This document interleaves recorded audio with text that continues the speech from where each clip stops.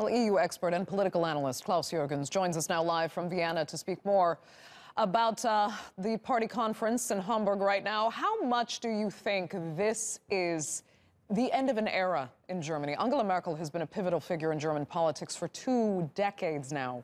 Does replacing her actually change Germany and its direction? Yes. Good morning to you.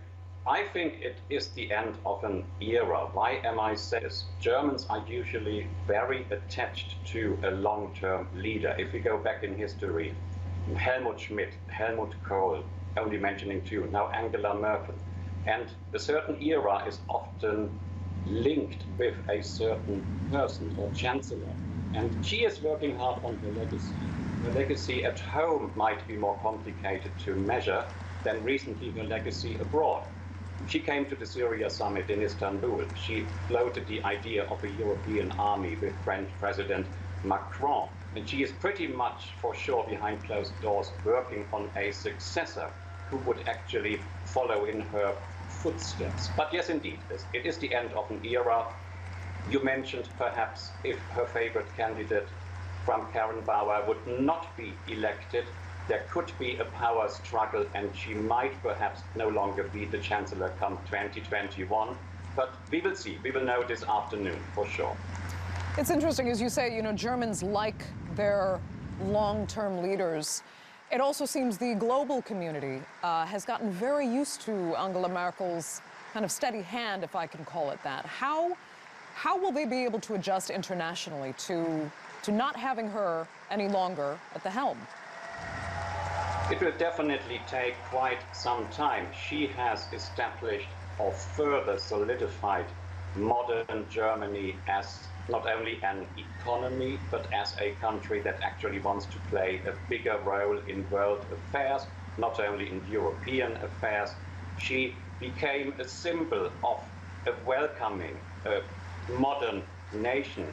Some people criticize her exactly for that. Even Annegret Kramp-Karrenbauer has said that Merkel's decision in 2015 not to close the borders was perhaps a mistake, and this is a policy which perhaps might be reconsidered. So many issues are at stake, whoever will be elected.